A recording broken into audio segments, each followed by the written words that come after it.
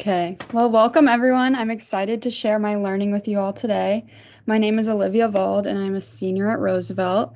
This is my second time doing GT Extended Learning Seminar with Miss Dunley during my time at Roosevelt, so I'm excited to reach out to a new audience with a new topic that I'm passionate about.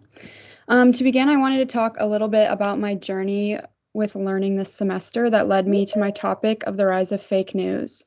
I began the semester in search of a catalyst course to start off my learning and to guide me towards a presentation topic. I dabbled with a few courses that sparked my interest, but I kept returning to a journalism-based course. My goal this year was to choose a topic that was relevant to everyone so that my audience could gain valuable information and insight that would be applicable to their lives. This year, I wanted to reach a broader audience. So in search of my catalyst course during mid-September, I was trying to think about what's relevant in everyone's lives, and immediately I thought about the pandemic we're all currently experiencing. Um, so I thought about this in contrast to what's relevant in my life today, and I was conveniently at the same time trying to decide a college major and going through that process of choosing a college.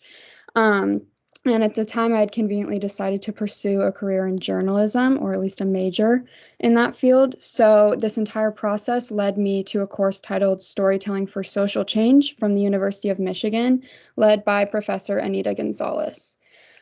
Storytelling for Social Change was an 8-week online course that focused on the various elements of a story, how it's presented, and how an individual's belief systems and social attitudes contribute to how they react to a story. This course examined how stories elicit emotion and spark social change and covered visual as well as textual elements. Throughout my engagement in the course, I took notes, synthesized my learning, and reflected on my thoughts and questions, all of which can be found on my blog. After completing my 8-week course, I was asked to narrow my topic towards more specific research. I was intrigued by the idea of how one's preconceived notions and opinions could contribute to how receptive they are to a story, or how they are susceptible to either believe a story or how likely they are to use critical thinking skills to question it. All of these thoughts felt very connected to our current world and what we are experiencing, and how the public and media has reacted to the COVID-19 pandemic. I began thinking about the idea of fake news and how it has seemed to accelerate in relevancy since the beginning of the pandemic and even prior to that. As I thought about this, I decided to streamline my research to the topic of disinformation, misinformation, and fake news. After completing my independent research, I crafted the thesis in order to put a halt to the rapid spread of fake news and to lessen the threat of synthetic media in the future. There must be immediate action from those in power. So let's first break down how fake news is defined. Fake news is defined as spreading of false information in stories shared on social media, in mainstream media, or alternative news sites. Fake news can be categorized into two categories based on the intention behind its publication. First, misinformation. Misinformation is false, incorrect, or misleading information that is unintentionally presented as fact. Misinformation is not intentionally published to fool or mislead consumers, but often leads them to believe false information or be led astray regarding a topic or issue. Misinformation can include false contextualization, which is truth provided without context or in the incorrect contextual setting. Satirical or parody content can also fall under the category of misinformation when it's interpreted literally or as the truth. An example of satirical content would be headlines from the popular outlet The Onion, in which humorous but false news stories are published. When viewers are unable to identify stories as satire, they can become dangerous forms of misinformation, especially when pertaining to important world events. In contrast, disinformation is content that is published intentionally to lead consumers astray or to feed them false narratives. Disinformation can be broken up into two subcategories. First, propaganda, which is misleading or biased information and ideas deliberately spread to support a cause, and also hoaxes, which are falsehoods that are deliberately created to trick or mislead. Disinformation can also include fabricated and manipulated content, false or manipulated content to increase clickbait or exaggerate a headline. Synthetic media is also under the category of disinformation, and synthetic media is fake video and audio that are convincing to the human eye. With the advancement of technology, synthetic media is only going to become more realistic. Although it seems like a seemingly recent issue, fake news has been a prevalent part of media for a long, long time. Dating back to 63 BC, it's noted that Roman Emperor Augustus Octavian spread false information with the intention of defeating Mark Antony during the War of the Roman Republic. With the invention of the printing press in 1439, mass publication of printing materials began. With no way to fact check, the circulation of opinions and rumors within news increased, as well as the widespread manipulation of public opinion. Fake news even played a political role early on, when false reports of King George II's declining health during the Jacobite Rebellion weakened the position of Great Britain. During the Civil War in the 1880s, many towns had severely biased newspapers, skewed to favor Republicans over Democrats or Democrats over Republicans. Yellow journalism, or journalism based on sensationalism, worked to boost public interest in news and thus increase sales. In the 1960s and 1970s, the subjective, in-depth style of journalism, referred to as new journalism, began to grow in popularity. New journalism was a style that critics claimed to blur opinions and fact in magazine writings and publications. By 2011, 6 media conglomerates owned 90% of U.S. media outlets. Many argue that the 2016 presidential election was a major shift in the fake news narrative. The election and media coverage it received shifted the concept of fake news, a term often used by President Trump during his campaign and presidency, to vilify mainstream reporting. Additionally, federal investigations uncovered Russians creating fake social media accounts, spreading false information to further political polarization in the United States. In 2017, a Pew Research study found that 87% of Republicans and 57% of Democrats believe that news outlets are politically biased. It seems that fake news has become more closely tied to politics in America over time. So why is fake news so dangerous? First, it promotes violence. Genocidal propaganda is a term used to define the spreading of fake news that incites violence. We can see this in multiple examples throughout history, when media is used to evoke hatred and violence towards minority groups. Perhaps more recent events might be a better example of the real-life impact of the consumption of fake news. Just last year, when a group of extremists stormed the United States Capitol, many identified the cause of the attack to be fake news. Rioters genuinely believed the falsehoods they were reading online, and they acted. Fake news is even currently being used to hide the events of January 6th and place blame elsewhere. Another reason why fake news is so dangerous is because of its frequency. A 2008 MIT study concluded that a false news story reaches people 6 times faster than a true news story does.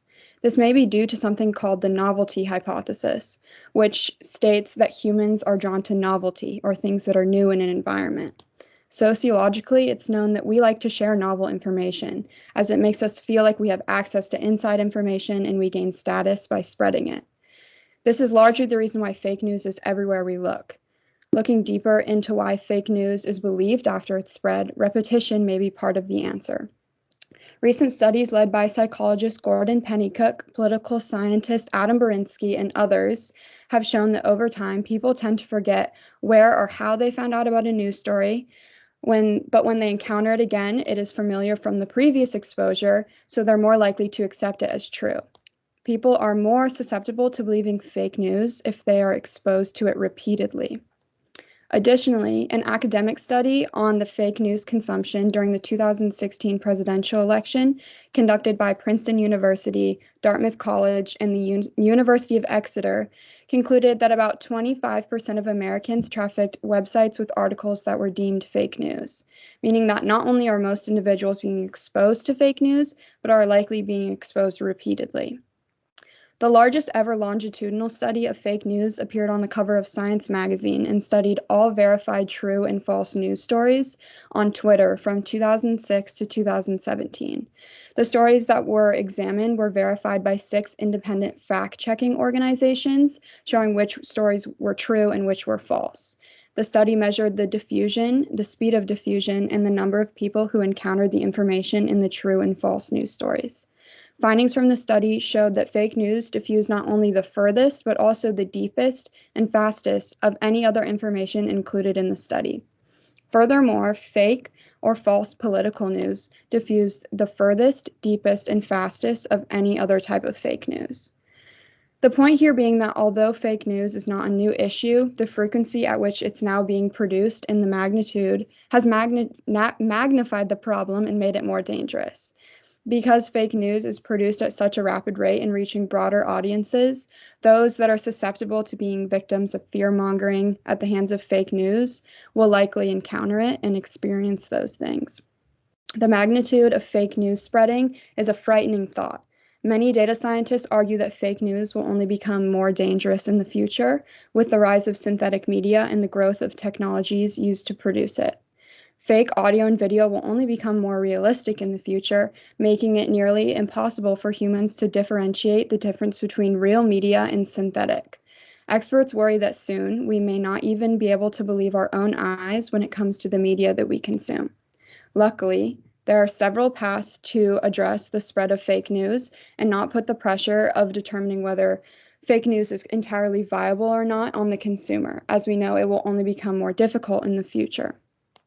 Most media experts agree that something large-scale must be done to put a stop to the mass publications of fake news and the rapid circulation of misinformation and disinformation on social media platforms. An issue arises, though, when you begin to examine the corruption that exists within social media platform corporations. The large companies who would have the power to put a stop to the spread of fake news or put into place wide-scale fact-checking algorithms are often motivated by financial incentives to not do so and are therefore incapable of ensuring public trust to do so productively. Clear guidelines and sanctions must be put into place to ensure that these corporations adhere to the necessary steps to aid the fake news crisis. Luckily, history can act as guidance and be helpful in mapping out ways to stop the fake news media crisis. During the mid-1890s, a period referred to as the Yellow Journalism period commenced.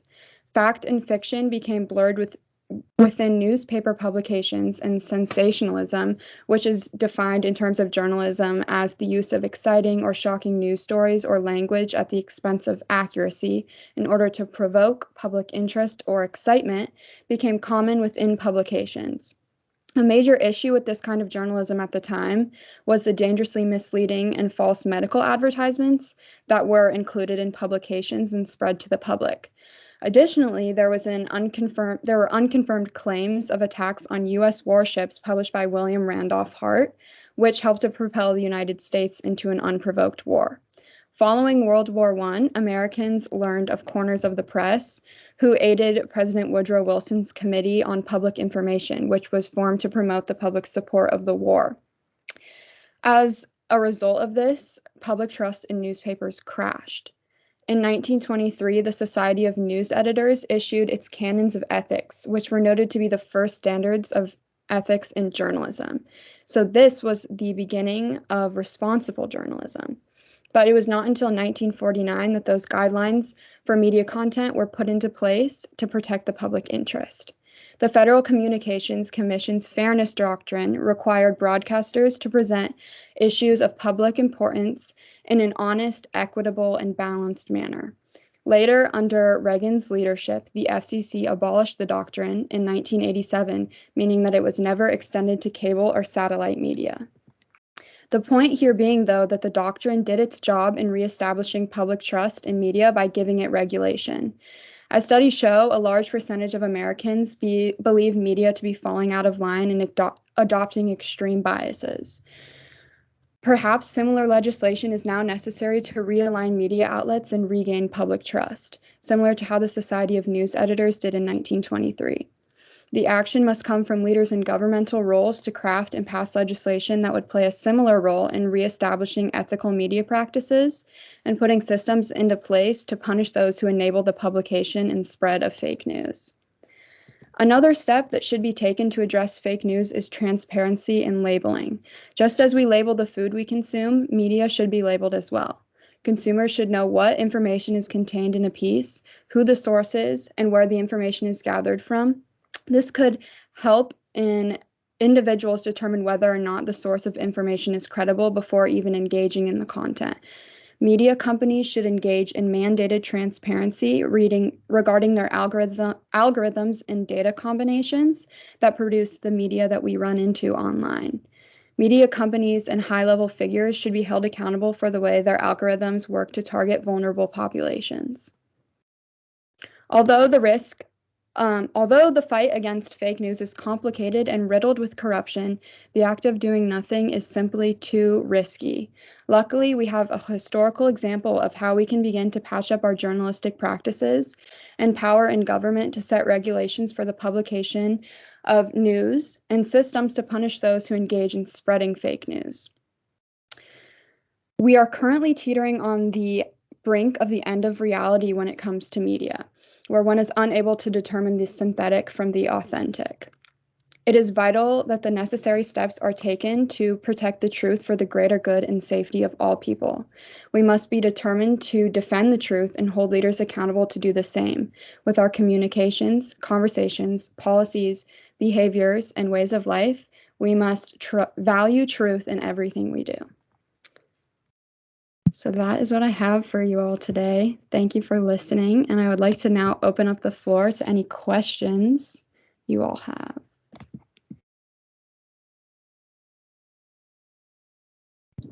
I have a question. I will have a couple, but can you go back to the thing about, I think it was from Reagan, that didn't cover satellite and radio? I think I must have missed that fact. Will you go back and just explain that to me again? Yeah. So under the Reagan administration, this doctrine was abolished. So as media expanded towards more digital forms of media, so TV, social media, those same requirements and ethical guidelines were not in place. So as media has expanded, we haven't had those same standards for our journalism and media as we did before media had expanded. All right, perfect. Thank you. I want to ask one more question, and maybe I missed this one too. So who's behind this synthetic media?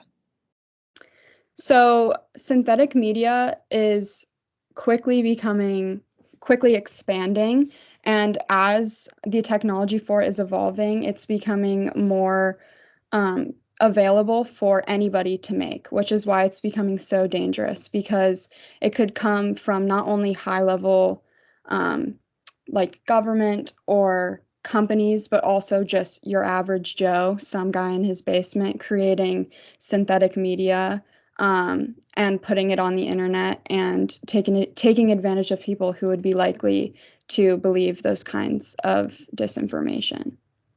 I think there's somebody with their hand raised. That's me. Thank you. Great job. My question is, when you're talking about diffusion and that fake news diffused the furthest, the fastest, and the deepest, can you talk a little bit more about what is defined as diffusing deeper? I'm sure that I understand furthest and fastest, but how is it determined that it is diffusing deeper, or any examples that you could give that would illustrate that?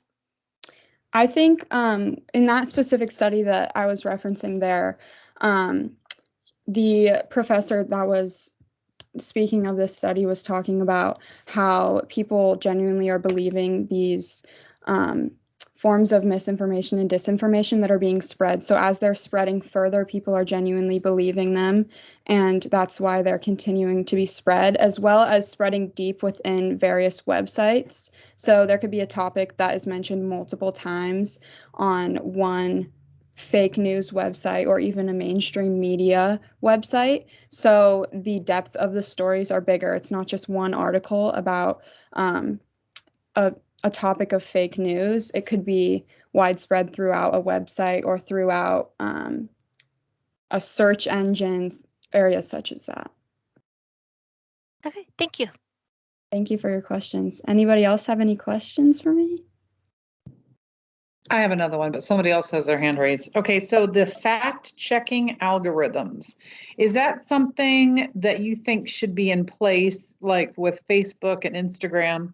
And do you think, this is part two question, do you think that the federal government should require those corporations to put those algorithms in place? Yes, so your first part of your question, it's social media platforms, news outlets who are publishing articles.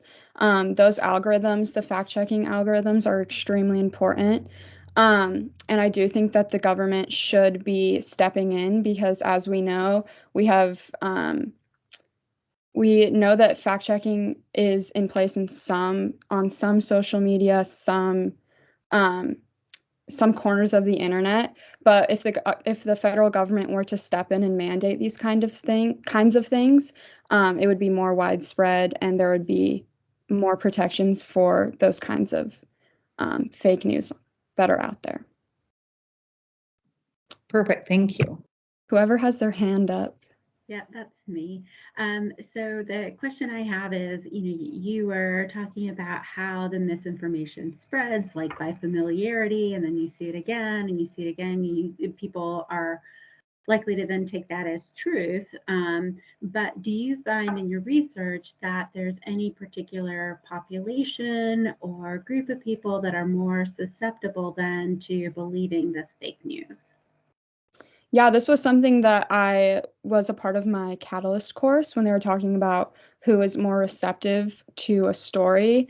And a lot of times, the sad part about misinformation is people who are creating this misinformation are taking advantage of people who are afraid. So this could apply to various groups of people, but fear mongering is very much in place with misinformation, and it's a big part of propaganda as well. So taking advantage of people who are either afraid of a certain aspect of life and running with that and kind of taking advantage of those people, or targeting people who are uninformed on a specific issue and kind of guiding their opinions and beliefs towards one way of thinking, even if it's not factual. Thank you. Thank you for your question. Go ahead. Hi, Liv. One thing related to what Maria just asked, you mentioned, I think in your Catalyst course, the role of critical thinking skills. And I'm curious how, it's difficult to combat all these different sources of the fake news, but how should schools or media outlets or whatever sources be helping people think critically so that it can combat the fake news in that way? Mm-hmm. If it's okay with you, I'm going to answer that with the school lens because it's something that I feel like I've experienced. I think it's extremely important for educators to ask their students to think critically about the sources that they're using, and also encouraging students to do research from multiple different sources. It's very easy to believe information you're reading when you're reading it as fact, and you're reading one source or one outlet. So I think just encouraging students to read multiple different perspectives, multiple different outlets, but also encouraging them to think critically about the information they're reading and ask questions and do further research is really important. Does anybody else have any questions? Go ahead. Yeah, you mentioned a concept called the novelty hypothesis, and to me it sounded like this was an aspect of psychology almost, and I wondered if you could maybe explain how the novelty hypothesis affects the spread of fake news or misinformation. Yeah, so the extent of research that I did on the novelty hypothesis related to my research was that we get kind of an ego boost almost when we read information that feels new.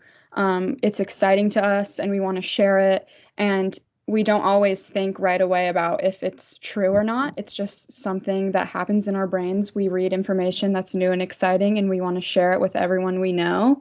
And that's just a human psychological trait. So that is in place when we are reading news, or we're reading an article, or we're reading about a specific topic and we learn information that's new to us. We're more likely to want to share it. Specifically if it's used, the language in these articles, which is true for a lot of misinformation, is exaggerated, or it's exciting, it's in bold font, there's pictures, there's video, all of these things, it makes us even more likely to want to share it. Okay, thank you. Any other questions? I'm going to ask you a question about the course itself, because now you've taken it twice, right? Mm-hmm. What is your biggest takeaway from GT ELS? That's so hard. I think my biggest takeaway does have to do with critical thinking, actually, which is relevant to my topic. But last year I had a topic that was last year, for those of you who don't know, my topic was about mindfulness in schools, and I approached that topic very much in favor of we should all be doing mindfulness in schools. And throughout my learning, I began to completely shift how I was thinking and about that topic itself. And I was able to have kind of a more of a transformative learning experience because of that. And I think that's because of critical thinking. And this year, I think that I did the same as well. I kind of entered my research thinking that determining whether the news you're consuming or not is credible should be up to the consumer. And I learned throughout my research, and I shifted my opinion that a lot of it should have to do with responsibilities of upper level people. So I think that's one of my biggest takeaways, is that you should always be having an open mind and being adaptive to your learning. Any other Good, thank you.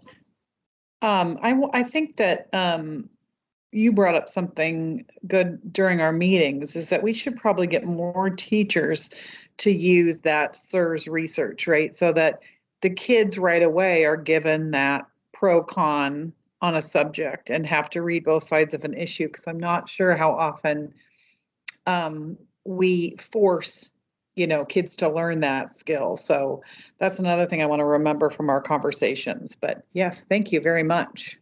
I don't know if anyone else has a question for you.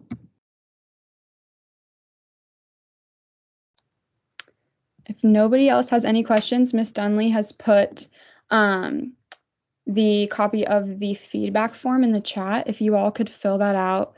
And do you want that to be emailed to you, Ms. Dunley, or me?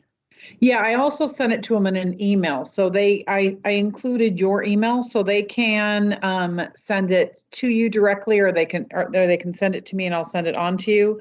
I included your school email, so I'm not sure if they can send you emails, but if you want to, you could give them your Gmail too. It doesn't matter. That's up to you. Okay. Yeah, I can put that in the chat. And also, if anybody has any other questions from my presentation, you can leave that in the feedback form, and I would be happy to get back to you all on that. But other than that, I want to thank you all for taking the time to listen to what I have to say today. I really appreciate it, and I hope you all have a great rest of your week. Yeah, great job. Great job. Good job, Liv. Super